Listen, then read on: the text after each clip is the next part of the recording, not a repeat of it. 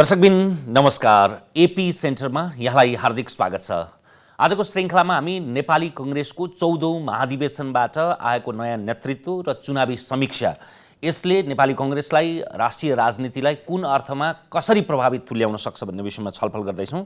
छलफलका लागि हामीसँग हुनुहुन्छ नेपाली कङ्ग्रेसका नेता प्रदीप पौडेल र त्यस्तै हामीसँग हुनुहुन्छ राजनैतिक विश्लेषक पुरञ्जन आचार्य। स्वागत छ दुईजनालाई। हजुर, धन्यवाद छ। यो प्रश्न हतारो पनि हो, अलिकति पेचिलो पनि हो, अलि सकस पनि हुन्छ उत्तर दिन तपाईलाई। यसको नतिजालाई कसरी हेर्नु भएको छ, कसरी मूल्याङ्कन गर्नु भएको छ? कङ्ग्रेस जितेको तर प्रदीप पौडेल पराजित भएको भन्ने सहज उत्तर हुन सक्छ कि कस्तो हुन सक्छ?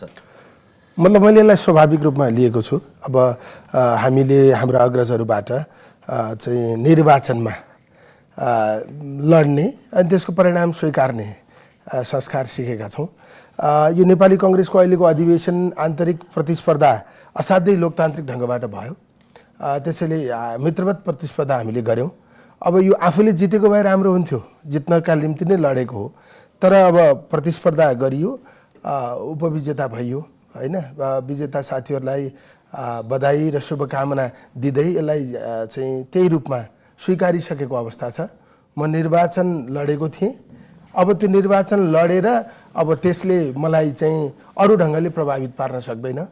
नेपाली कङ्ग्रेस बनाउने, नेपाली कङ्ग्रेसलाई सुधार्ने, नेपाली कङ्ग्रेसको सङ्गठन विस्तार गर्ने, नेपाली कङ्ग्रेसको अस्पष्टता अन्त्य गरेर कङ्ग्रेस पार्टीलाई एउटा स्पष्ट राजनीतिक दृष्टिकोण बोकेको पार्टी बनाउने सन्दर्भमा जित्ने साथीहरूलाई मेरो पूर्ण रूपमा सहयोग हुन्छ। यसले एक प्रकारले ऊर्जै सञ्चार गरेको छ, होइन? व्यक्तिगत रूपमा पनि मतलब यो हाम्रो अब हामी नेपाली कङ्ग्रेसमा लागेर अथवा एउटा राजनीतिक जीवनमा लागेका मान्छेहरूका लागि कुनै चुनाव जितिन्छ, कुनै चुनाव हारिन्छ, त्यो आफ्नो ठाउँमा छ।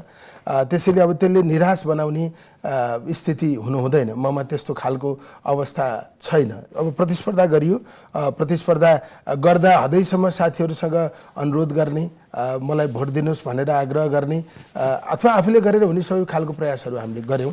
अब मतदाताले विवेक प्रयोग गरेर जति मत मैले प्राप्त गरेँ त्यसले जित्न पुगेन।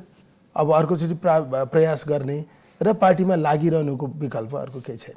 पुरञ्जनजीले चाहिँ कसरी हेरिरहनु भएको छ? तपाईँको त्यो हँसमुख चेहराले पनि यसलाई, तपाईँको त्यो आभाले नै त्यो सकारात्मक भनिरह होला, कसरी विश्लेषण गर्न सकिन्छ? होइन, यो त हेर्नुहोस्, अब यो त अध्ययन अनुसन्धानकै विषय हो कि नेपाली काङ्ग्रेस जस्तो पार्टी मलाई लाग्छ अहिले जुन अभ्यास गरेर यसले चाहिँ लोकतान्त्रिक अभ्यास गरेर यहाँसम्म अहिले आइपुगेको छ र केही परिणामहरू आउनु बाँकी छन्। यसलाई देखेर चाहिँ म मात्रै अचम्मित छैन। यो कम्पिटेटिभ पोलिटिक्स पार्टीको इन्टरनल डाइनामिक्समा साउथ एसियामा, साउथ इस्ट एसियामा या संसारको धेरै कम डेमोक्रेटिक कन्ट्रीहरूमा मैले सुनेको छु, देखेको छु। त्यसै कारणले पहिलो चाहिँ के छ भने यो जुन चाहिँ भयो, यो महानिर्वाचन भनौँ, म यसलाई महायज्ञ भन्छु, यसको पहिलो आयाम के हो भने यसले कहीँ कम्पिटिसनबाट चाहिँ नेता हुन्छ भन्ने जुन मान्यता स्थापित गरेको छ। नेताले टिको लाएर नेता हुने दिन गयो।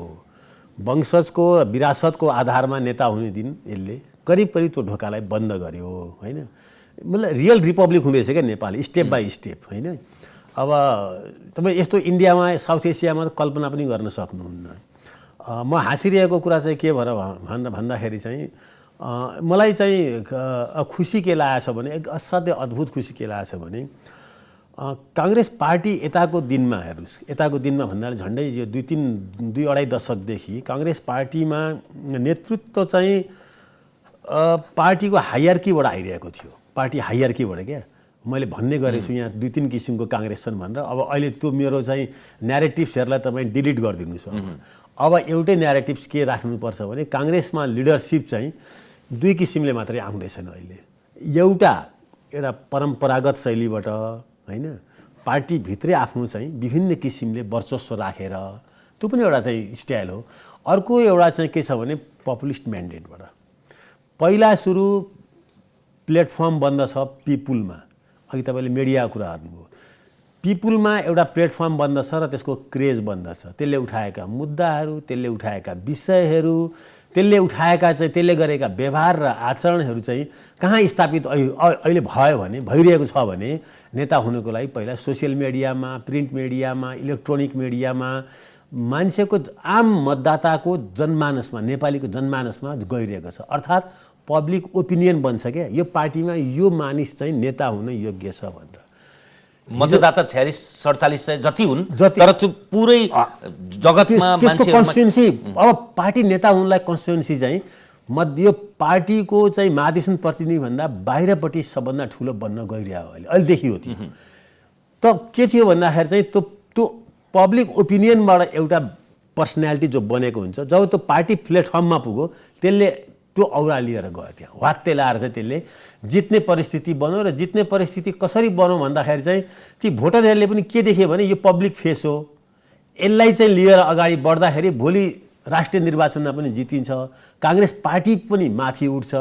अहिलेको पार्टी प्लेटफर्मबाट मात्रै नेता हुनेहरू पनि छन् होइन। अब म नाम पनि भन्न सक्छु केही चाहिँ होइन जो पब्लिक फेस हुन सकेका छैनन्। अहिले शेरबहादुर देउपा त्यस्तो पब्लिक फेस होइन जस्तो चाहिँ गगन थापा हो होइन। अहिले पब्लिक फेसकै कुरा गर्ने हो भने शेरबहादुरजी भन्दा माथि मेरो अब्जर्भेसनमा म रङ पनि हुनसक्छु हार्दा पनि शेखर कोइराला छन्। अहिले हार्दा पनि पब्लिक फेसमा चाहिँ प्रदीप पौडेल छन् हार्दा पनि होइन। उनी त्यो प्राविधिक गणितीय हराइ मात्रै भयो गणितीय हराइ भयो तर पब्लिक फेसमा उनको त्यो पब्लिक फेसलाई चाहिँ पार्टी प्लेटफर्ममा चाहिँ सङ्ख्या मत पुगेन होला होइन। त्यो भिन्दै कुरा हो किनभने अब कम्पिटिसन पनि एउटै पुस्ताको बिचमा भयो। यो 7 सालमा पहिला 7 सालको क्रान्तिपछि तपाईँले नेपाली काङ्ग्रेसमा हेर्नुभयो भने जो 101 मान्छेहरूको उदय भएको छ बिपी कोइराला गणेश मानजी सुवर्ण शमशेर रामनारायण मिश्र होइन देवान सिंह राई सरोज कोइराला यी सारा मानिसहरू जब 15 सालको चुनावमा होमिन्छन् यिनीहरू चाहिँ पार्टी फेसभन्दा ठुलो पब्लिक फेस भइसकेका थिए। डेमोक्रेटिक पार्टी रिपब्लिक डेमोक्रेटिक हो पार्टीको क्यारेक्टर नै के हो भन्दाखेरि त्यसको भविष्यको अपार सम्भावना नेपाली काङ्ग्रेसको यहाँ के खोजी हुँदैछ भने अहिले पब्लिकले नेता उत्पादन गर्दैछ र त्यो पार्टीमा पनि त्यसले स्थान पाउँदैछ। यो सबैभन्दा ठुलो प्याराडाइम सिफ्ट नेपाली काङ्ग्रेसमा यसपालिको यो महानिर्वाचनमा भएको छ। यस विषयमा हामी सधैँ कुरा गरिरहन्थ्यौँ क्या पार्टीको नेता भएर के गर्ने पार्टीमा जित्ने जनतामा हार्ने यो एउटा थियो नि न्यारेटिभ्स। अब त्यो न्यारेटिभ्स बिस्तारै कन्स्टिट्युन्सीमा हार्छ कोही त्यसलाई के मतलब छैन। जस्तो कृष्णप्रसाद भट्टराई कन्स्टिट्युन्सीमा हार्नुहुन्थ्यो त्यो विभिन्न प्राविधिक कारणले हो तर उहाँको फेस नि एउटा डेमोक्रेटिक एउटा चाहिँ ठुलो एउटा विशाल चाहिँ एउटा सन्देश बोकेर आउँथ्यो हार्दा पनि आउँथ्यो नि। अब नेपाली काङ्ग्रेसमा 7 सालपछि जसरी चाहिँ पब्लिक फेसहरू चाहिँ पार्टी पनि फेस भए यो अहिलेको यो महाधिवेशनमा मैले देखिरहेको कहीँ युवाहरू मात्रै होइन यो बेकारको कुरा छ के भन्छ यसलाई चाहिँ के अरे पुस्तान्तरण भन्छ पुस्तान्तरणको केही जरुरी छैन। पुस्तान्तरण यो आफै पुस्ता के छ र चाहिँ गिरिजाप्रसादपछि सुशील कोइरालामा गयो त एक पुस्ता चेन्ज भइहाल्यो। सुशील कोइरालाबाट अब भोलि चाहिँ अहिले शेरबहादुरमा छन् चाहिँ अब उमेरबाट पुस्तान्तरणै भएको हो यो होइन। पुस्तान्तरण होइन रियलमा युवा भनेको चाहिँ अलि इनर्जेटिक पब्लिकमा चाहिँ कनेक्ट भएको र त्यो पब्लिकसँग भएको कनेक्सनलाई पार्टीमा पनि रिफ्लेक्ट गर्न सकेको। यही प्रश्न नि जस्तो तपाईँले बडो महत्त्वपूर्ण पुस्तान्तरण भनेर उमेरलाई मात्रै मान्छेले धेरै ठुलो कुरा ठान्छन् नि त्यो त तपसिलको कुरा हो। अहिले एकैपटक नेपाली काङ्ग्रेसको 13 जना पदाधिकारी मध्ये शेरबहादुर देउवा र पूर्णबहादुर खड्का बाहेक 11 जना नयाँ पदाधिकारी छन् भनेको नन टेस्टेड पार्टीभित्र चाहिँ उनीहरूको टेस्ट हुनै बाँकी छ। केन्द्रीय सदस्य नभएका एकैपटक पदाधिकारीमा आएका पनि छन् केन्द्रीय सदस्य भएर एकैपटक छलाङ हान्नेहरू छन् उपसभापति हुनेदेखि लिएर महामन्त्री सहमहामन्त्रीसम्म। त्यो त पुस्तान्तरण होइन ठुलो रूपान्तरण हो होइन त्यो चाहिँ रूपान्तरण हो तर सँगसँगै ठुलो बोझ पनि हो। अपेक्षा तपाईँले अहिले जसरी हँसमुख चेहराबाट यो प्रतिक्रिया दिनु भइरहेछ अर्को महाधिवेशन 15औं महाधिवेशनको पूर्व सन्ध्यामा चाहिँ यी कुनै पनि काम नलाग्ने रहेछन् भन्ने दिन नआओस् भनेर त्यो भारीलाई कुशलतापूर्वक कसरी बोक्ने त फेरि? होइन तपाईँले ठिक भन्नुभएको छ जित्ने एउटा कुरा हो यिनीहरू सबै परीक्षणमा यिनीहरू त अब 1 महिनासम्म मात्रै वाइवाइ हुन्छ। यिनीहरू पार्टीभित्र मात्रै परीक्षणमा छैनन् यिनीहरू चाहिँ 3 करोड नेपालीको बिचमा पनि परीक्षणमा छन् यो पक्का कुरा हो। अहिले त्यसै कारणले धेरै चाहिँ गौरव माला लाउनुभन्दा धेरै गौरव जिम्मेवारी मेरो काँधमा आयो भनेर सोचेर तदअनुरूप 4 वर्षमा चाहिँ 4 वर्ष पनि पर्दैन हेर्नुहोस्। अब मलाई चाहिँ म एज ए डेमोक्रेट्स भन्छु होइन पार्टीभन्दा बाहिर तपाईँले विश्लेषकै भनिहाल्नु भएको छ। यो सारा टिमको काम के हो सारा टिमको काम के हो भन्दाखेरि चाहिँ शेरबहादुरजीको नेतृत्वमा अब हुने 3 तहको निर्वाचनमा नेपाली काङ्ग्रेसलाई शानदार विजय गराउने हो होइन। तब यिनीहरूको जस्टिफाइड पहिलो स्टेप त्यहाँ हुन्छ। समय त कम छ होइन। पार्टी भनेकै के हो पार्टी भनेको चाहिँ एउटा इन्स्ट्रुमेन्ट हो कसको लागि भन्दाखेरि पिपुलको भर्डिक्ट लिएर सत्तामा पुग्ने एउटा इन्स्ट्रुमेन्ट हो पार्टी भनेको। पार्टी आफैमा केही पनि होइन अब कम्युनिस्ट पार्टी छ नि चाइनामा, त्यो के हो त्यो होइन? पार्टी भनेको पिपुललाई आफ्नो समान विचार राख्ने जनमतलाई एक ठाउँमा एकत्रित गरेर त्यो पक्षको चाहिँ समूहको सरकार बनाएर मुलुक र मुलुकवासीको रूपान्तरण गर्ने हो पार्टी भनेको। अब पार्टी भनेको चाहिँ महामन्त्री हुनेमा गजक्क पर्ने या सभापति हुनेमा गजक्क पर्ने होइन। यहाँनिर चाहिँ एउटा ठुलो टेस्ट के छ भने आइसक्यो टेस्ट तुरुन्तै स्थानीय निकायको निर्वाचन र प्रदेशको र उसको, यो तीनटा निर्वाचनमा भोलि एकछिनलाई मानौँ कल्पना गरौँ काङ्ग्रेसले जित्यो सबैतिर तीनटै निर्वाचनमा, राम्रो रिजल्ट ल्यायो भने बहुमतै ल्यायो भने यिनीहरूलाई स्याबासी दिनु पर्यो। काङ्ग्रेस अहिले भइरहेको भन्दा पनि तल गयो भने यो सारा टिमलाई चाहिँ हामीले भन्छौँ नि, यो टिमको परीक्षण चाहिँ हामीले गर्ने होइन, जनताले गरे होइन। कुरा त ठुल्ठुलो गर्थे तर जनमत त स्थापित गराउन सकेनन् नि। त्यस कारणले अब के गर्ने? यिनीहरूको भूमिका चाहिँ अब 1.5 वर्षपछि त्यसै कारणले मूल्याङ्कन हुन थाल्दछ। 4 वर्षसम्म तपाईँ मिडियाले नि, तपाईँहरूले सोसियल मिडियाले, प्रिन्ट मिडियाले, इलेक्ट्रोनिक मिडियाले नि के भन्छ भने यो टिमले चाहिँ वाञ्छित चाहिँ किसिमको भूमिका खेल्न सकेन, आफ्नो चाहिँ योग्यता पनि देखाउन सकेन, त्यसै कारणले आफ्नो उपदेयिता यसले गुमायो भन्छ। जब चुनाव हारिन्छ कुनै पनि डेमोक्रेटिक कन्ट्रीमा तब त्यो देशको त्यो चुनावलाई लिड गर्ने समूहले राजीनामा दिन्छ। 3 तहको यदि त्यो नैतिकता छ भने अब त्यो एक्सपेक्ट गर्छौँ हामी सबैबाट। हामी अहिलेको जुन यो छ नि, यो सबै टिमबाट हामी के एक्सपेक्ट गर्छौँ भने अब काङ्ग्रेसको चाहिँ रूपान्तरण भनेको के हो? पहिलो शीर्षक भनेकै चाहिँ नैतिकता हो। राजनीतिमा चाहिँ खालि चाहिँ पशुपतिको मठ मन्दिरमा बस्नेको मात्रै नैतिकता हुन्छ र होइन? हामीले विभिन्न दार्शनिकहरूको चाहिँ किताब पढेका छौँ। उनीहरूले चाहिँ के भनेका छन् भने खास गरी जिन ज्याक रुसोको किताब छ सेकेन्ड डिस्कोर्स अफ उसको चाहिँ पोलिटिक्स भन्ने, त्यसमा उसैले भनेछ अगर पोलिटिक्सलाई नैतिकतासँग जोड्न सकिएन भने त्यो पोलिटिक्स काम लाग्ने हुँदैन भने। त्यो उसको थ्योरी नै छ, फ्रेन्च रेभोल्युसनभन्दा पहिलेलाई लिएर लेखेको। अर्को पनि छ महात्मा गान्धीको यही कुरामा। विश्वेश्वर प्रसाद कोइराला पनि यही कुरामा विश्वास गर्थे। त्यसै कारणले कहीँ न कहीँ हामी एउटा अहिलेको यसलाई चुनौती के छ भने यो अहिलेको यो टिमलाई, काङ्ग्रेसलाई अब यिनीहरूले चाहिँ जनताको बिच कसरी स्थापित गर्छन्। युवाहरू, अनुभवीहरू, ऊर्जावानहरू पार्टीको अधिवेशन मार्फतबाट आउँदैछन्, तर यो मात्रै विजय त के पनि विजय हो नि, 4000-5000 को बिचको विजय होइन। ठुलो निर्वाचन त हाम्रो अगाडि छ। यो अघि पनि भनिसक्यो 13 जनामा 11 जना नयाँ पदाधिकारी, नयाँ अनुहार छ। त्यति मात्रै होइन, वरियताका दृष्टिकोणले सभापतिका प्रत्याशी, उपविजेता पात्र नेपाली कङ्ग्रेसको हाइरार्कीमा 36औं हाइरार्कीका मान्छे एकैपटक अब दोस्रो हाइरार्कीमा पुगे, ल्याइपुर्याइदियो नि त। त्योभन्दा पछाडिका थुप्रै छन् पदाधिकारी। त्यस्तो अवस्थामा फेरि सकस चाहिँ के हुन्छ भने प्रतिशोध र अन्तर्घातको, आफूप्रतिको अवमूल्यनको सँगसँगै आउने सन्निकट चुनावमा त्यसको चाहिँ कुनै पनि बाछिटा नलागोस् भन्नका लागि त्यो एकत्वको सूत्र के हुनसक्छ?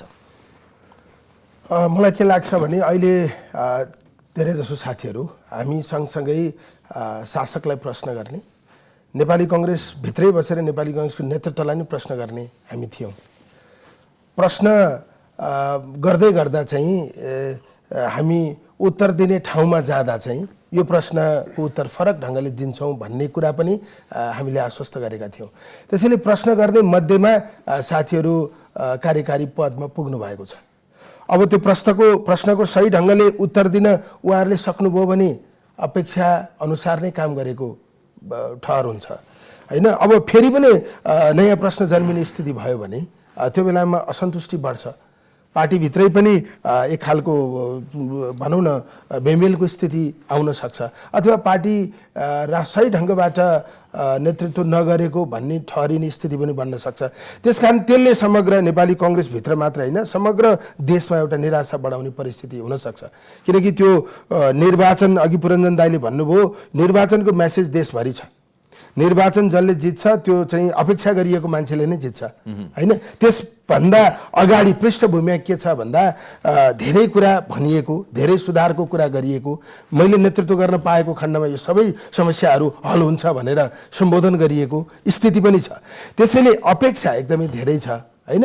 काङ्ग्रेसभित्र समस्याहरू छन्, चुनौतीहरू छन्, त्यसलाई समाधान गर्नका निम्ति यो नेतृत्व सफल हुन जरुरी छ।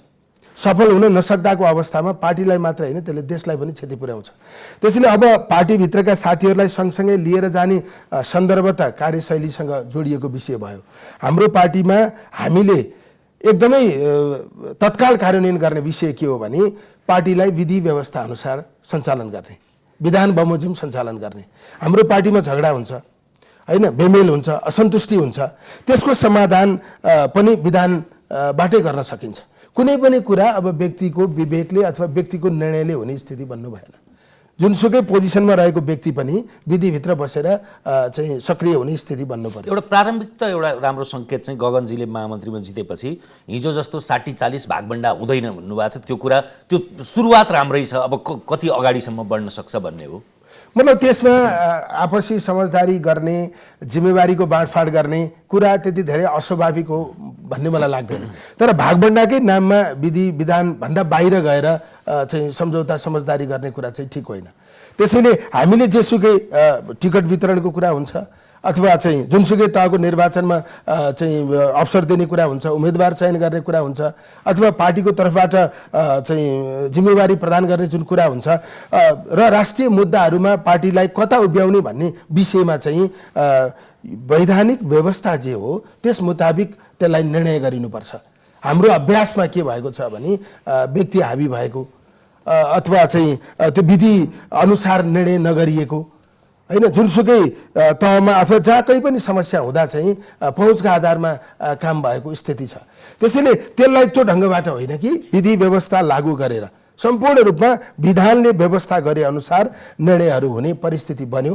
राष्ट्रिय मुद्दाहरूको प्राथमिकता निर्धारण गर्ने सन्दर्भमा चाहिँ जनताले खोजेको विषय के हो, प्रगतिशील विषय के हो, हामी डेमोक्रेटहरूले अपनाउनु पर्ने चाहिँ मुद्दा के हो, त्यो कुरालाई आधार बनाएर चाहिँ पपुलर इस्यु मेसेज दिने, सकारात्मक मेसेज दिने विषय के हुन सक्छ त्यसको आधारमा निर्णयहरू गर्ने। केन्द्रीय समितिले निर्णय गर्यो अथवा पार्टीलाई कुन पोजिसनमा उभ्याउने, कुन विषयमा उभ्याउने भन्ने सवालमा सकारात्मक मेसेज दिने गरी निर्णयहरू हुनु पर्यो। जबरजस्ती हुने, आफ्नो मान्छेलाई अवसर दिने नाममा चाहिँ पार्टीले गलत मेसेज पार्टीलाई हुने गरी पनि निर्णय गर्ने, जनताका बिचमा असाध्यै अनपपुलर निर्णय गर्ने, त्यस्तो परिस्थितिले चाहिँ नेतृत्व लोकप्रिय हुन सक्दैन।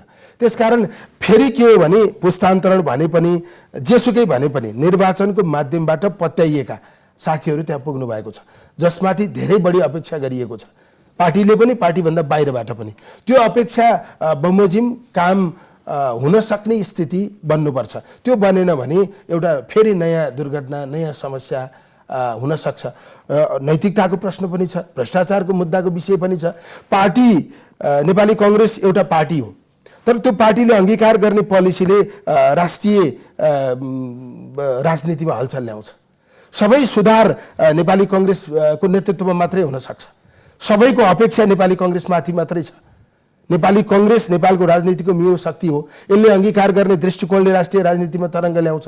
यसले चाहिँ गर्ने गतिविधिले चाहिँ नेपालको डेमोक्रेसीलाई बलियो बनाउँछ। आम रूपमा यो ढङ्गले बुझिएको अवस्था हो नि। त्यसकारण अधिवेशनमा पनि कांग्रेसको नेतृत्व चयन गर्ने सन्दर्भमा चाहिँ महाधिवेशन प्रतिनिधि मात्र होइन, देशैले चासो राखेको स्थिति हो। त्यसकारण राष्ट्रिय राजनीतिमा तरङ्ग ल्याउने गरी जनताले खोजेको मुद्दा कार्यान्वयन गर्ने गरी यो नेतृत्व अगाडि बढ्नुपर्छ। यसको चाहिँ अर्को एउटा अब नेतृत्व भनेको मूल नेतृत्व फेरि अविच्छिन्न उत्तराधिकार नै छ, शेरबहादुरजी नै हुनुहुन्छ। भलै उहाँ पुरा केन्द्रीय समितिमा पनि अल्पमतमा पर्ने जस्तो सम्भावना देखिँदैछ। त्यस्तो हुँदाखेरि मूल नेतृत्व भनेको मूल नै हुन्छ। जसरी कम्युनिस्टहरूमा अध्यक्ष भने जस्तै यो त कार्यकारीको सबभन्दा माथि त सभापतिजी नै हुनुहुन्छ। यिनीहरू बिचको सन्तुलन कसरी मिलाउला?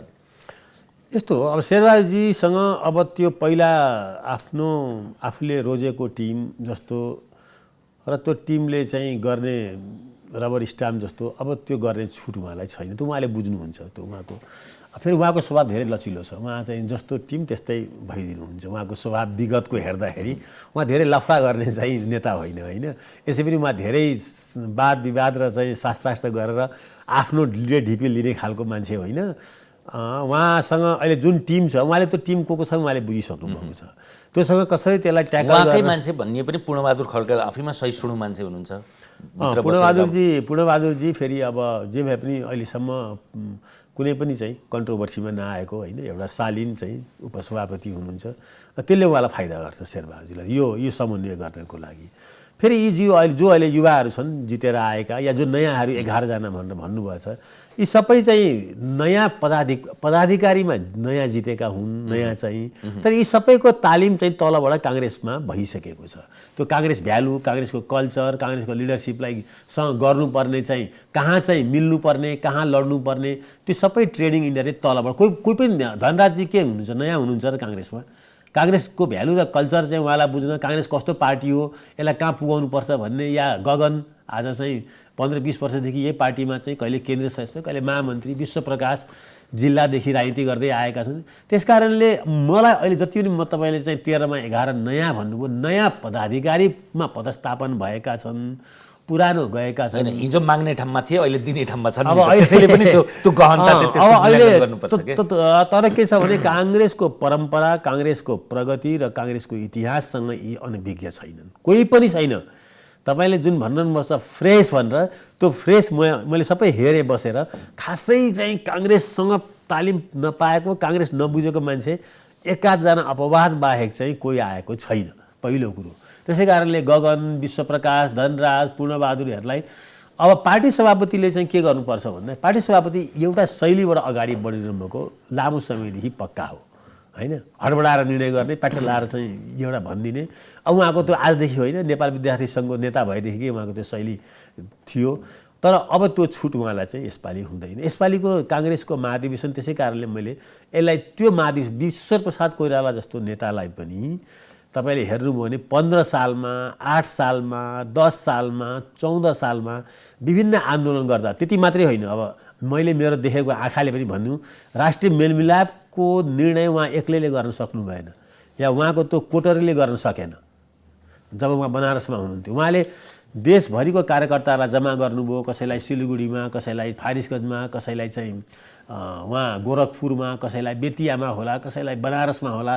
र म यस्तो निर्णय लिँदैछु के हुन्छ भन्दा 99%ले यही बाटो ठिक हो भनेको थिएँ। त शेरबहादुरजीलाई त्यो एउटा उदाहरण म अहिले स्मरण गराइदिन्छु। के छ भने बिपी कोइराला जस्तो नेता पनि रिकन्सिलिएसनको नारा दिएर 33 साल पुस 1 गते नेपाल आउँदाखेरि त्यो पार्टीको त्यो साथीहरूसँग चाहिँ समन्वय सम्पर्क गरेर उनीहरूलाई चाहिँ संवाद गरेर अगाडि बढ्नुभएको थियो भने शेरबहादुरजीको त अब सबैभन्दा राम्रो एउटा पक्ष के छ भने म यहाँबाट तपाईँको टेलिभिजन मार्फतबाट भन्छु, उहाँ 5औं पटक अहिले प्राइम मिनिस्टर हुनुहुन्छ। म लगायत धेरै चाहिँ नेपाली जनता उहाँलाई चाहिँ प्रधानमन्त्री भएकोमा यहाँ योभन्दा अगाडिसम्म खासै स्मरण योग्य उहाँको कार्य छैन। पार्टी सभापतिको रूपमा पनि उहाँमाथि 1-2वटा चाहिँ ब्ल्याक स्पटहरू छन्, जुन चाहिँ उहाँले लास्ट निर्वाचनमा काङ्ग्रेसको डिबाकल भएको छ, उहाँको रणनीति फेल भएको छ, उहाँको नीति फेल भएको छ, उहाँको नेतृत्व फेल भएको छ। योभन्दा पहिलेको 5 वर्ष अगाडिको निर्वाचनमा होइन, जुन 4 वर्ष पुरा हुँदैछ, त्यतिमा पनि उहाँ सभापति हुनुहुन्छ र उहाँ यस्तो लकी मान्छे हो, त्यस्तो डिबाकल चाहिँ राष्ट्रिय निर्वाचनबाट फेरि म्यान्डेट लिएर फेरि सभापति हुनुभएको छ र फेरि निर्वाचन गर्न पाउने हुनुहुन्छ। यो उहाँले इतिहास, आफ्नै इतिहास चाहिँ रिराइट गर्ने बेला हो शेरबहादुरजीले। त्यो इतिहास उहाँको रिराइट गर्नको लागि यो नयाँ टिम चाहिँ उहाँको एकदमै सहयोगी हुनसक्छ। यो टिमसँग उहाँले आफैमाथि न्याय गर्ने हो भने बेस्ट रिलेसन राखेर हैन, अब आउने निर्वाचनमा उहाँले आफ्नो इतिहास चाहिँ जसरी गिरिजाप्रसाद कोइरालाले मध्यावधि गरेर आफ्नो इतिहास चाहिँ मध्यावधि निर्णय उहाँको ब्लन्डर मिस्टेक उहाँको मात्रै होइन नि, यो मुलुकको लोकतान्त्रिक इतिहासकै चाहिँ ब्लन्डर मिस्टेक थियो। पछि 56मा उहाँले कृष्णप्रसाद भट्टराई प्राइम मिनिस्टर भनेर उहाँले त्यो इतिहास रिराइट गर्नुभयो। त्यसको जगमा उभिएर उहाँले चाहिँ माओवादीसँग वार्ता गर्ने हिम्मत गर्नुभयो। त्यो गुमेको साखको चाहिँ नेताहरूले चाहिँ कहिले पनि के पनि गर्न सक्दैनन्। अहिले उहाँले चाहिँ पार्टी कार्यकर्ताहरूले उहाँलाई मन पराएको छन् हैन, उहाँले झन्डै 2700 मत पाउनुभएको छ। यो एक ढङ्गले चाहिँ शेरबहादुरजीको चाहिँ इतिहास परिवर्तन गर्ने, नयाँ इतिहास लेख्ने अवसर पनि हुनसक्छ।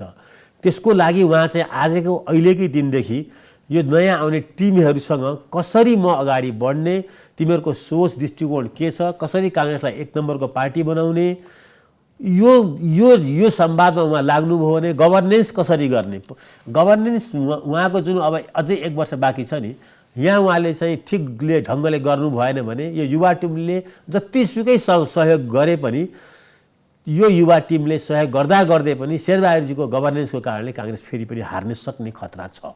त्यसै कारणले यो गभर्नेन्सलाई पहिला ठिक गर्नु पर्यो। यो अहिले भइरहेको मिस चाहिँ गभर्नेन्सलाई होइन, करप्सनमा नेपाल चाहिँ अहिले अफगानिस्तान भन्दा पनि माथि गयो होइन। जब अहिले पनि चाहिँ किसानहरू मल खादको लागि चाहिँ घन्टौँ चाहिँ इन्डियाको बोर्डर क्रस गरेर जान्छन्। अहिले पनि चाहिँ मलेसिया मध्यपूर्व जाने 50 लाखले चाहिँ के छ भन्दाखेरि चाहिँ ठिक ढङ्गले मानवीय व्यवहार पनि पाउँदैनन्। त्रिभुवन एयरपोर्टदेखि लिएर चाहिँ होइन यो के अरे इमिग्रेसनसम्म।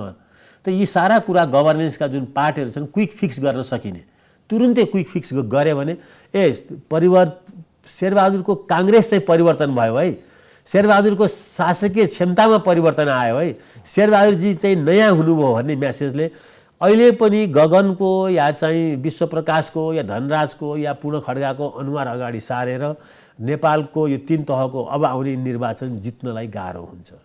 अहिले पनि फेस ब्रान्ड त्यसका लागि त उहाँलाई सकस के छ भने अब विमलेन्द्र निधिसँग के सम्झौता गर्नुभएको छ, प्रकाश मानसँग के सम्झौता गर्नुभएको छ, त्यसको चाहिँ प्रतिछाया तुरुन्तै अब क्याबिनेटमा देखिन थाल्यो भने त उहाँले हेर्नुहोस् हम्बली एकदम हम्बल भएर विनम्रतापूर्वक हात जोडेर काङ्ग्रेसको ब्रोडर हितमा तपाईँहरू अहिले यो क्याबिनेट यता लेनदेनको कुराहरू छोड्नुहोस्, काङ्ग्रेसलाई 1 नम्बरको पार्टी बनाउनु भयो भने मेरो त अब म त ढलानमै छु, तपाईँहरूको भविष्य काङ्ग्रेसमा छ। त्यसकारणले काङ्ग्रेसको इमेज उठाउनु पर्यो। तपाईँलाई अहिले कसैलाई पदस्थापन गर्दाखेरि काङ्ग्रेस डुब्छ, काङ्ग्रेस फेरि पनि चाहिँ जनताको नजरमा जान्छ। अहिले यत्रो निर्वाचन भएर आएको कुराहरू म एकदम यो काङ्ग्रेसमा किन यति धेरै माया गर्छु, कहिलेकाहीँ म आफै दिगदार पनि हुन्छु होइन। अर्को कुनै डेमोक्रेटिक पार्टी नभएर हो कि क्या हो, कहिलेकाहीँ त अर्को डेमोक्रेटिक पार्टीलाई जन्मिने पनि काङ्ग्रेसले रोकेको हो कि भन्ने पनि लाग्छ मलाई। तर पनि के छ भने जुन ढङ्गले काङ्ग्रेस निर्वाचनमा अहिले चाहिँ आफ्नो आन्तरिक अभ्यासबाट आएको छ, यसमा एकपल्ट राष्ट्रहित, लोकतन्त्रको हित र डेमोक्रेसीको हित हेरेर शेरबहादुरजीले चाहिँ म यो 3टा हितभन्दा चौथो हित केही म जान्दिनँ, म मेरो हित पनि जान्दिनँ, मेरो स्वार्थ केही छैन, ल नेपालको हित, नेपाली जनताको हित, लोकतन्त्रको हित भनेर उहाँले सोध्नुभयो भने उहाँले वास्तवमा 5 पल्ट होइन यही अब आउने 365 दिनको प्राइम मिनिस्टरले उहाँलाई माथि पुगाउँछ।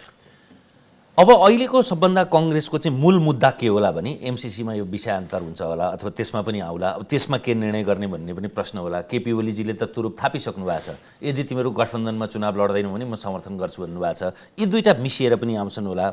काङ्ग्रेसको अहिले नयाँ नेतृत्वमा आउने पात्रहरू जति पनि तपाईँहरू सबैले भन्नुभएको छ काङ्ग्रेस एक्लै सक्षम छ, एक्लै उठ्नुपर्छ, तर गठबन्धन 5 दलीय गठबन्धन छँदैछ, त्योलाई निरन्तरता दिनुहुन्छ अथवा के? तपाईँ अनि सँगसँगै तपाईँहरू त सबै नेतै हो, के गर्नुहुन्छ होला? मतलब यो गठबन्धन गर्ने विषय चाहिँ यो परिस्थितिको आवश्यकताले निर्धारण गर्ने होइन, अहिले त चुनावको कुरा, यो सरकारमा कुरा भयो, मैले चाहिँ मतलब यो चाहिँ जस्तै चुनावमै पनि काङ्ग्रेस आफू एकदम कमजोर भयो भने चुनाव जित्नका लागि गठबन्धन गर्ने कुरा चाहिँ स्वाभाविक हुन सक्छ। हामीले त काङ्ग्रेसलाई एकदम बलियो बनाउन खोजेका छौँ, धारिलो बनाउन खोजेका छौँ, प्रष्ट बनाउन, एउटा सैद्धान्तिक रूपमा प्रष्टता काङ्ग्रेसभित्र बढाउन खोजेका छौँ। यो अधिवेशनले ती मामिलामा सहयोग पुर्याउँछ भन्ने हाम्रो विश्वास हो, अधिवेशनले र नेतृत्वले। त्यसैले अहिले चाहिँ यो कुनै गठबन्धनै गर्ने भनेर सम्झौता भइसकेको होइन। हुनसक्छ छ भन्नुहुन्छ नेपालजीहरू, त्यो त संस्थागत रूपमा निर्णय भएर आएको विषय त होइन नि। त्यसकारणले चाहिँ काङ्ग्रेस गठबन्धन गर्ने गरी चुनावमा जाँदा चाहिँ त्यो कमजोर काङ्ग्रेस हुन्छ, जोसँग विचारै मिल्दैन। काङ्ग्रेस त काङ्ग्रेसै हो नि। काङ्ग्रेस कम्युनिस्टसँग गएर चाहिँ निर्वाचन लड्नु भनेको त चाहिँ सैद्धान्तिक रूपमा सम्झौता गर्नु हो नि। त्यसैले चाहिँ त्यस्तो कमजोर अवस्थामा काङ्ग्रेस अब रहँदैन।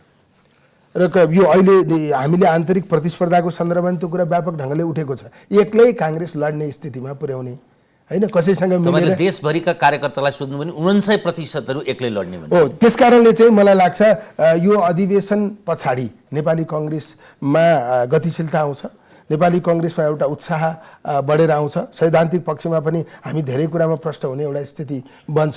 त्यसले चाहिँ निर्वाचनमा हामी एक्लै लड्ने चाहिँ अवस्था काङ्ग्रेसलाई पुर्याउँछ भन्ने मेरो विश्वास हो। त्यसैले चाहिँ यो भनौँ न अरू अहिले सरकार बनाउने सन्दर्भमा गठबन्धन भयो, यही चाहिँ गठबन्धन निर्वाचनमा जान्छ भन्ने होइन। हामी निर्वाचनमा नेपाली काङ्ग्रेसलाई एक्लै लड्ने, नेपाली काङ्ग्रेस एउटा लोकतान्त्रिक पार्टी हो हैन, यसको कम्युनिस्ट सिद्धान्तसँग कहीँ तालमेल हुँदैन। निर्वाचन लड्ने भनेको त सैद्धान्तिक धरातलको आधारमा हो नि। निर्वाचन त भोलि प्रधानमन्त्री हुनका लागि, सरकारमा जानका लागि मात्र लड्ने त होइन, बढी सिट ल्याउनका निम्ति मात्र लड्ने त होइन। एउटा त्यो विचारसँगको चाहिँ तादव्यता निर्वाचनसँग जोडिएको हुन्छ।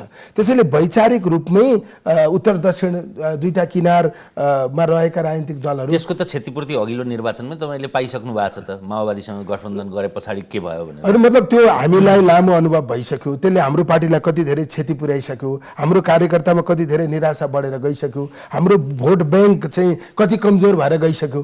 त्यसैले तत्क्षणमा फाइदा लाभ भए पनि अनन्त त्यो चाहिँ पार्टीलाई क्षति पुग्छ। त्यसले हामीले चितवनमा गरेको गठबन्धन, हामीले अन्यत्र गरेको गठबन्धन, त्यसले चाहिँ नेतृत्वमा को बारेमा पनि बढी टीका टिप्पणी हुने स्थिति हुन्छ।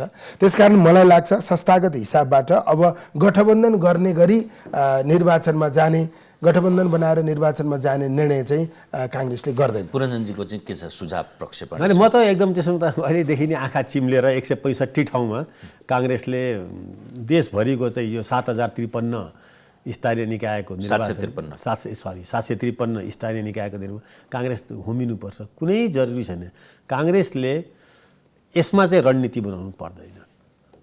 यो एकदम प्लेन। यो हामीलाई विगतको निर्वाचनले के बनाएको छ भने हामीले गठबन्धन गरेर भोट ट्रान्सफर गर्न सक्दैनौँ। अब कम्युनिस्ट पार्टीभित्र कन्ट्रोल हुन्छ हैन, लिडरसिपको कन्ट्रोल देखिहाल्नु हो नि। गठबन्धन बनाएर अहिले महाधिवेशन लड्दा त्यस्तो भयो र? त्यही त महाधिवेशनमै पनि विवेक प्रयोग गरिएको स्थिति छ हैन। टिमको भोट पुरै टिमका उम्मेदवारलाई परेको स्थिति छैन। त्यसमाथि चाहिँ जनताका बीचमा जाँदा चाहिँ नेपाली कङ्ग्रेसले कम्युनिस्ट उम्मेदवारलाई भोट ट्रान्सफर गरिदिन सक्दैन, अथवा अर्को कुनै राप्रपाको उम्मेदवारलाई भोट ट्रान्सफर गर्न सक्दैन। त्यसैले त्यो गठबन्धन व्यवहारिक हुनै सक्दैन। यो चाहिँ एउटा सैद्धान्तिक विषय हो। त्यो सैद्धान्तिक विषय हाम्रो समाजमा त यो पोलिटिकल पार्टीसँगको आबद्धता त लामो समय अगाडिदेखि हुन्छ नि त। निर्वाचनमा पार्टीले उर्दी जारी गर्यो, त्यसको आधारमा मत दिने।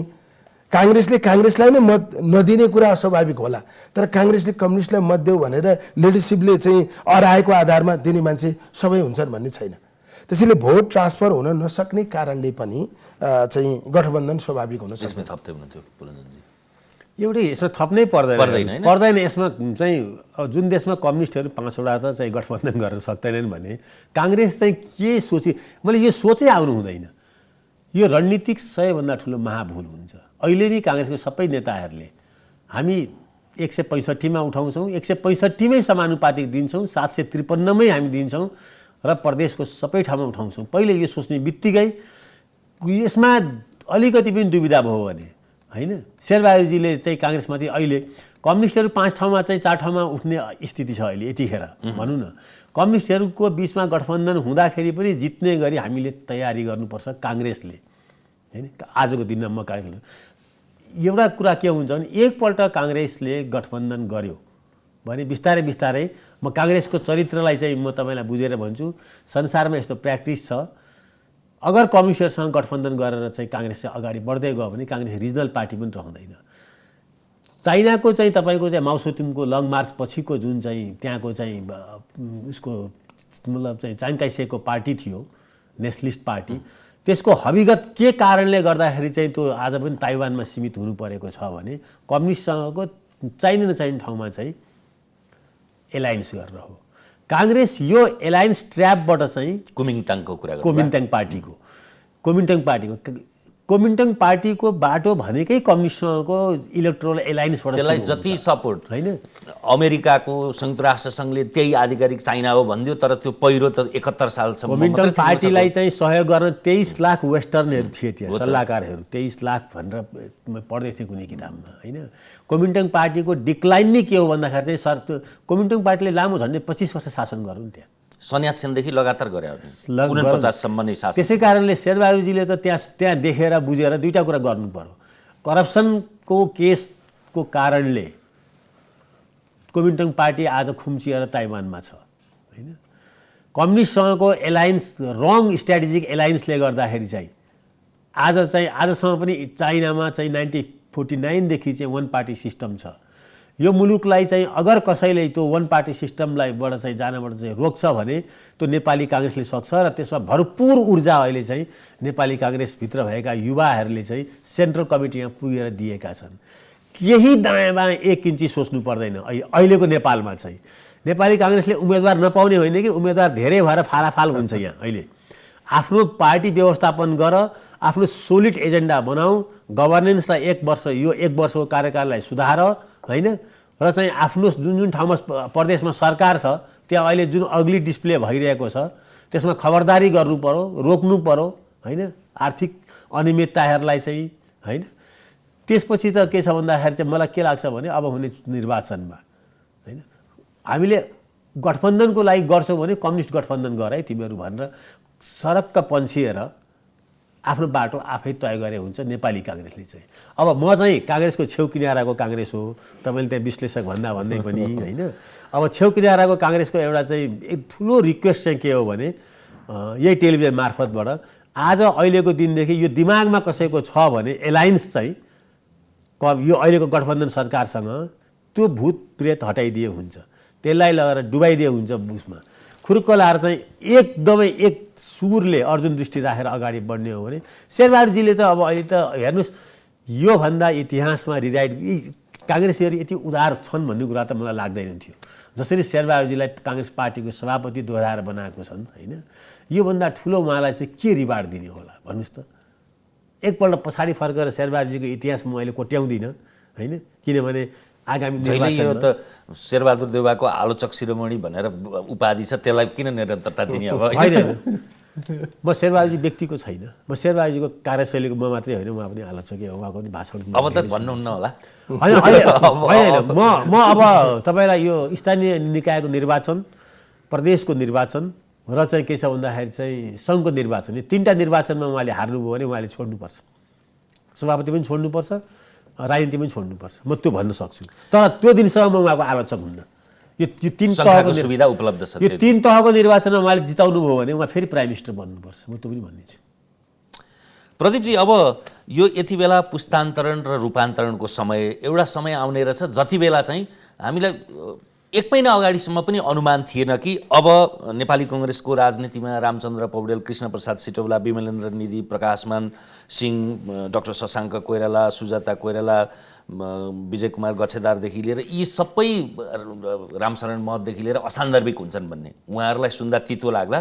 तर एक महिना पनि होइन, यो त एक सातामा उहाँहरूलाई असान्दर्भिक बनाइदियो। यसलाई चाहिँ कस्तो चमत्कार भन्ने कि यो पुरञ्जनजीलाई उत्तर दिन सजिलो होला, तर तपाईँबाटै सुरु गरेँ। होइन, मतलब यस खालको अनुमान भएर नै हामी उम्मेदवार हुन खोजेको हो, उम्मेदवार भएको हो।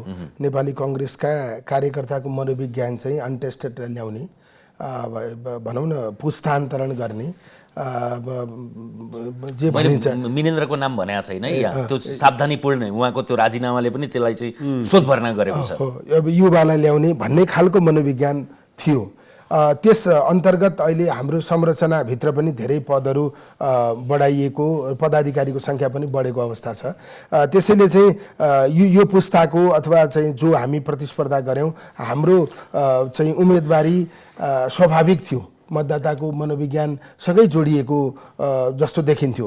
जस्तै मुख्य पदमा तपाईँले जति पनि नाम लिनुभयो उहाँहरू त मुख्य पदको दावेदार अथवा सभापतिको दावेदार हुनुहुन्थ्यो होइन। अब त्यसमा चाहिँ कतिपय निर्वाचन लड्नुभयो होइन, कतिपय लड्नु भएन। त्यसैले उहाँहरू आफू मूल पदका लागि प्रयास उहाँहरूले गर्नुभयो। त्योभन्दा पछाडि उपसभापति, महामन्त्री अथवा अन्य पदाधिकारीमा चाहिँ हामीहरू जो पहिले पदाधिकारी भएका थिएनौँ हामीहरूका बिचमै प्रतिस्पर्धा भएको हो। त्यो चाहिँ मतदातामा त्यो खालको माग अथवा त्यो ढङ्गबाट चाहिँ मत हाल्ने एक खालको मनोविज्ञान देखिन्थ्यो।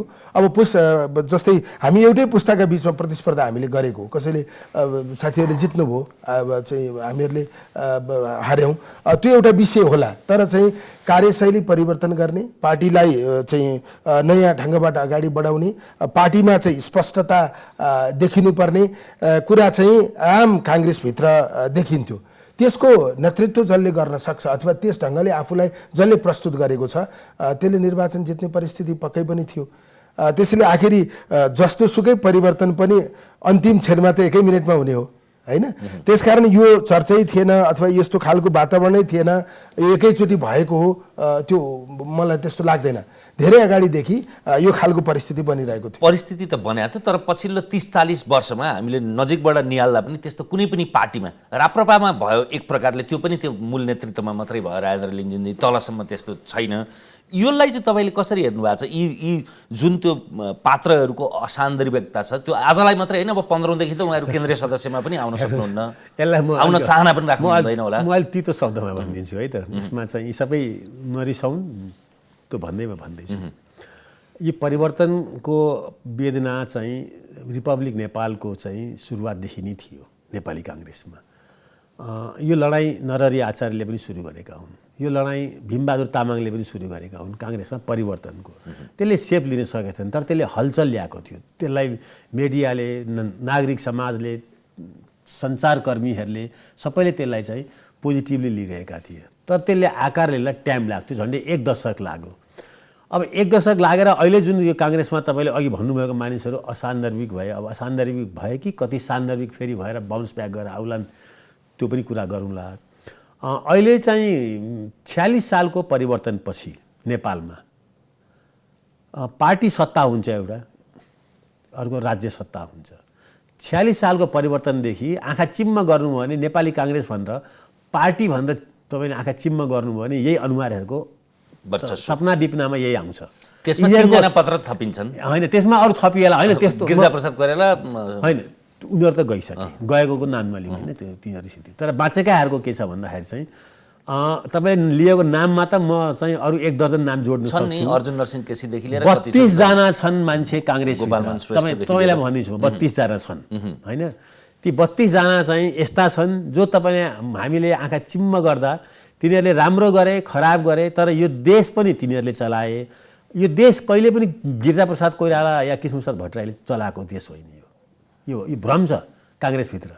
गिरिजाप्रसाद कोइराला र कृष्णप्रसाद भट्टराई र अहिलेको शेरबहादुर देउपाको माध्यमबाट यही तपाईँले लिएको नामहरूले चाहिँ देश चलाएका हुन् अधिकांश समय। अब काङ्ग्रेस पार्टीको कार्यकर्ताहरूलाई पनि के भयो भने यो यिनीहरूको 3 दशकदेखिको अनुहार देख्दा वाक्क लाग्यो। तपाईँलाई भनौँ, जनतालाई पनि यिनीहरूको अनुहार देख्दा के हदसम्म वाक्कै लागेको हो। किनभने एउटै अनुहार 3 दशकदेखि देख्दाखेरि अब अहिलेको पार्टी कार्यकर्ता र अहिलेको नेपाली नागरिक चाहिँ त्यो 90 चाहिँ 70, 80, 90 को जस्तो छैन। अमेरिकामा चाहिँ बराक ओबामा गएर चाहिँ ट्रम्प आयो, ट्रम्प गएर चाहिँ अर्को आइसक्यो, बाइडेन आइसक्यो। यहाँ चाहिँ एउटै अनुहार भन्ने खालको छ। जर्ज डब्ल्यू बुश, जिम्मी कार्टरदेखि यिनीहरू छन् नि। अब मेरो सानो छोरीले भन्छ ऊ जन्मिँदाखेरि शेरबहादुर देउपा प्राइम मिनिस्टर थिए अरे, अहिले ऊ चाहिँ कति वर्ष भइसक्यो फेरि देउपै भन्दै थियो मलाई चाहिँ हिजो अस्ति होइन। तपाईँलाई यो अहिलेको यो सबै अनुहारहरू चाहिँ के भयो भन्दाखेरि चाहिँ अब चाहिँ पार्टी सत्ता र राज्य सत्तामा चाहिँ यिनीहरू ठेलिन पुगे दुवैतिर। भोलि यिनीहरू फेरि सङ्गठित भएर आउन खोज्छन्। रामचन्द्र पौडेलको उम्मेदवारी त्यहीँनिर खोजिँदै थियो शेखर कोइरालाको विकल्पमा। त्यहाँनिर रामचन्द्रजी हुँदाखेरि फेरि यो सबै एडजस्ट पनि हुन्थे। सबै कोही उपसभापति, कोही महामन्त्रीमा अर्कै पुस्ता आउँथ्यो। यो त चाहिँ के छ भने चाहिँ थ्याङ्क्स गड के छ भने उतापट्टिबाट अब प्रदीपजी जस्तो इन्ट्री गर्नुभयो, यताबाट चाहिँ शेखर कोइरालासँग कोही उठ्न नमानेर हो कि अब उठ्न नचाहेर हो होइन। के अरे चाहिँ गगन र चाहिँ अर्को चाहिँ महामन्त्रीमा मिनेन्द्रजी आउनुभयो। मैले खालि के भने तपाईँले असान्दर्भिक यिनीहरू भइसकेका छैनन्। एकपल्ट यिनीहरू सङ्गठित हुने प्रयत्न गर्छन्, पक्का छ यो हुन्छ। यो जस्तो क्रान्तिपछि चाहिँ प्रतिक्रान्ति हुन्छ नि, त्यस्तै यो काङ्ग्रेसको यो परिवर्तन जुन छ अहिले सबै यो 14औं महाधिवेशनलाई यसलाई फेरि चाहिँ डिलिट गर्नको लागि धेरै ठुलो प्रयत्न हुन्छ। त्यसको लागि चुनौती चाहिँ सबै अहिले नयाँ पुस्तालाई छ, इन्क्लुडिङ प्रदीप। त्यो छ। त्यो यिनीहरू किन अहिले असान्दर्भिक झैँ भए, पार्टीमा भए नि अहिले भोलि राज्य सत्तामा हुन्छ नि हुँदैनन्, यिनीहरूले टिकट पाउँछन् पाउँदैनन्, टिकट पाएर यिनीहरू जित्छन् कि जित्दैनन् त्यो फेरि हेर्नुपर्ने छ होइन। त्यस कारणले अरू के भयो तपाईँको चाहिँ इच्छा भने निर्मम तरिकाले नि भन्नुभयो यिनीहरूले टिकट पनि नपाउन् नजितुन् पनि भन्ने। मलाई त अब मेरो इच्छा भन्नुहुन्छ भने त टाटा बाई बाई गर्दै हुन्छ, सिधा कुरा मेरो त। किनभने अब उनीहरूले जे राम्रो गर्नुपर्ने गरिसके, जे नराम्रो गर्नुपर्ने गरिसके। मान्छे कति गर्छ यार 30 वर्षभन्दा।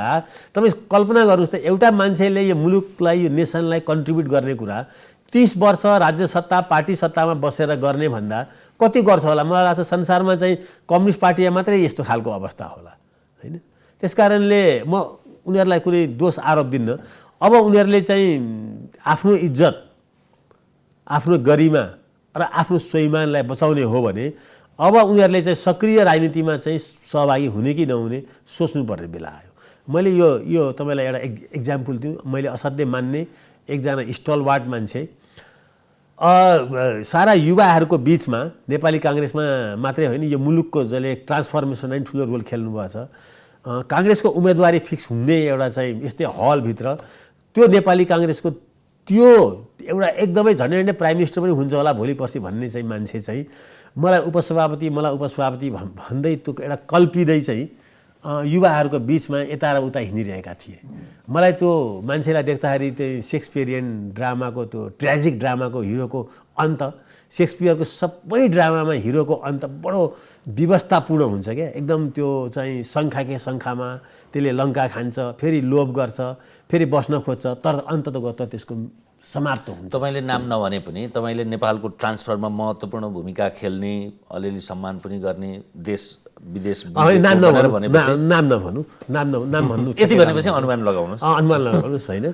तर के छ भने म पनि सम्मानै गर्छु उहाँलाई। मलाई बडो दया पनि लाग्यो होइन। कुर्सी पनि पाइरहेका थिएनन् त्यहाँ। त त्यो अवस्था धेरैजनाले भोग्नु नपरोस् होइन। मलाई चाहिँ लाग्छ के छ भने हो अब अर्कै क्षेत्रबाट पनि कन्ट्रिब्युट गरे भइहाल्यो नि देशलाई। पार्टीमै बस्नुपर्छ, सत्तामै जानुपर्छ होइन, त्यो मलाई जरुरी लाग्दैन। किनभने उनीहरूले धेरै ठुलो कन्ट्रिब्युट गरेका छन् हिजोको दिन यो देशलाई होइन। राम्रो गरे खराब गरे त्यसैलाई बोकेर अब आफ्नो बाँकी जीवन चाहिँ अराजनीतिक भएर पनि बस्न सकिन्छ होइन। अब उत्तरार्धमा तपाईँको नयाँ नेतृत्वलाई के सुझाव छ तपाईँसँग पनि आउँछु। मतलब यो पहिला त हामीले हाम्रो अधिवेशन प्राय मतलब यो पछिल्लो समय पनि खालि व्यक्ति केन्द्रित मात्रै भयो। नीति विचार केन्द्रित हामीले यसलाई बनाउन सकेनौँ। त्यसैले कसले कस्ता खालका प्रतिबद्धताहरू व्यक्त गरेको थियो, कसरी पार्टीलाई सुधार्ने चाहिँ एजेन्डाहरू ल्याएको थियो भन्ने कुरामा अझै पनि अधिवेशनले प्रश्न बनाउन सकेन। विभिन्न पदमा विभिन्न साथीहरू निर्वाचित हुनुभयो होइन। हाम्रो एकदम हार्दिक र मित्रवत प्रतिस्पर्धा पनि भयो। त्यो एकदमै राम्रो डेमोक्रेटिक अभ्यास गरेको जस्तो पनि प्र्याक्टिस गरेको जस्तो पनि देखियो। तर हामीले नीतिगत बहसलाई चाहिँ जुन ढङ्गले प्राथमिकता दिनुपर्ने थियो त्यो ढङ्गले दिन सकेको अवस्था रहेन। त्यसकारण निर्वाचित नेतृत्वले कतिपय विषयहरूमा पार्टीले भ्रष्टता देखाउनु पर्ने जुन स्थिति छ त्यसको बारेमा छलफल गर्ने र त्यसलाई एउटा निष्कर्षमा पुर्याउने गरी आफ्ना गतिविधिहरू सञ्चालन गर्न सक्छ।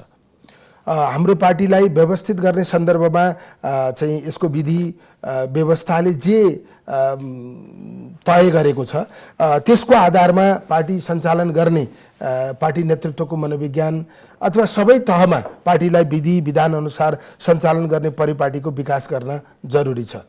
तेस्रो कुरा चाहिँ हामीले कस्तो संस्कृति अथवा कस्तो स्कुलिङको विकास गर्न खोजेको, पार्टीलाई कुन विषयमा कसरी चाहिँ प्रस्तुत गर्न खोजेको, यो विभिन्न क्षेत्रका मुद्दाहरूलाई समेटेर तल्लो तहसम्म छलफलमा लगेर एउटा प्रष्ट दृष्टिकोण निर्माण गर्ने वातावरण बनाउनुपर्छ। हामीले रूपान्तरण भनेका छौँ, अनुहार फेरिएर मात्र रूपान्तरण हुने होइन होइन। त्यसमा वैचारिक रूपान्तरणको विषय होला होइन। नेपाली कांग्रेस सरकारमा जाने सन्दर्भमा पार्टीले एउटा यस्तो दस्तावेज सरकारको नेतृत्व गर्ने व्यक्तिलाई दिन सक्नु पर्यो कि सरकारमा गएर गर्ने के हो, कुन क्षेत्रमा के काम गर्ने हो। पार्टी चाहिँ नीतिगत पक्षबाट विषयगत पक्षबाट त्यति धेरै प्रष्ट हुन आवश्यक छ। आम निराशा जुन विद्यमान छ देशभित्र त्यसलाई हाम्रो कांग्रेस पार्टीले सम्बोधन गरेको अवस्था हुनुपर्छ। नेतृत्वप्रति पनि भरोसा पनि छ। कांग्रेस अब महाधिवेशनपछि बढी सशक्त भएर आउँछ भन्ने अनुमान पनि छ। त्यसको आधारमा कांग्रेस पार्टीको गतिविधि सञ्चालन गर्ने, कांग्रेस पार्टीको एजेन्डा चाहिँ प्रस्तुत गर्ने र पार्टीलाई पूर्ण रूपमा विधि व्यवस्था अनुसार सञ्चालन गर्ने परिस्थिति हामीले बनाउनुपर्छ। पार्टीभित्र आम एकता निर्माण गर्न सक्नुपर्छ। किनकि निर्वाचनमा हामी आपसमा लड्ने होइन, हामी निर्वाचनमा अरू दलसँग प्रतिस्पर्धी भएर जानुपर्छ। त्यो बेलामा पार्टीलाई जिताउनका निम्ति हाम्रो मुद्दा पनि प्रष्ट हुन जरुरी छ र पार्टीभित्र आन्तरिक एकता हुन पनि आवश्यक छ। अवसर पहुँच भएकाले मात्रै प्राप्त गर्ने क्षमता भएको मान्छेले प्राप्त नगर्ने अथवा जसको जे क्षमता छ त्यसलाई त्यसअनुसार अवसर प्रदान गर्ने अथवा अवसर दिने कुरा पनि विधि अनुसार तय हुने स्थिति चाहिँ पार्टीभित्र हुनुपर्छ। मूल्याङ्कनको पनि त्यो खालको अवस्था पार्टीमा बन्नुपर्छ। त्यसकारण निर्वाचनमुखी भएर नेपाली कङ्ग्रेसले आफ्ना कार्यक्रमहरू तय गर्नुपर्छ। अबको निर्वाचनमा नेपाली कङ्ग्रेसलाई अग्रता दिलाउनका निम्ति पार्टीको सम्पूर्ण शक्ति एकीकृत ढङ्गबाट चाहिँ प्रयोग गर्ने अवस्था हाम्रो बन्नुपर्छ। त्यसका लागि नयाँ पुराना पुस्ताका सबै नेता कार्यकर्ता मिलेर जाने सहकार्य गर्ने स्थिति बन्नुपर्छ। पुरन्दनजी जतिको निर्मम त हुन मिलेन नि त तपाईँले होइन? तपाईँको चाहिँ के छ सुझाव? के मतलब अब नयाँ पदाधिकारीलाई नयाँ नेतृत्वलाई नयाँ नेतृत्वको त पहिला सुरु त हेर्नुहोस्, अब यो निर्वाचनै हो, प्रतिस्पर्धै हो होइन। यो डस्ट चाहिँ यो हिट चाहिँ अब छ अहिले। तपाईँलाई मानवीय केही कमजोरीहरूको म हारेँ म जितेँ जति केन्द्रमा जुन उचाइबाट सोचिएला त्यति चाहिँ तल्लै तहदेखि वार्ड तहदेखि नि माथिसम्म आउँदाखेरि प्रशस्तै प्रतिस्पर्धा भएका छन् काङ्ग्रेसमा। झन्डै 60% चाहिँ प्रतिस्पर्धाबाट आएका छन् होइन, महाधिवेशन प्रतिनिधिदेखि लिएर यहाँसम्म। अब पहिलो जिम्मेवारी के हुन्छ भने यी जितेका पदाधिकारीहरूले त्यो हिटलाई चाहिँ पारी खनाउनु पर्यो, त्यसलाई मिलाउनु पर्यो। त्यहाँ मनमुटाव छ, त्यहाँ बदलावको भावना छ होइन, त्यहाँ देखाइदिन्छु भन्ने पनि छ। त्यो लोकल इलेक्सनमा त्यसको रिफ्लेक्सन हुनसक्ने खतरा पनि छ। त्यसलाई चाहिँ माथि एक भयो भने त्यसको मेसेज तल जान्छ। अब हामीले एउटा स्वस्थ लोकतान्त्रिक अभ्यास गऱ्यौँ।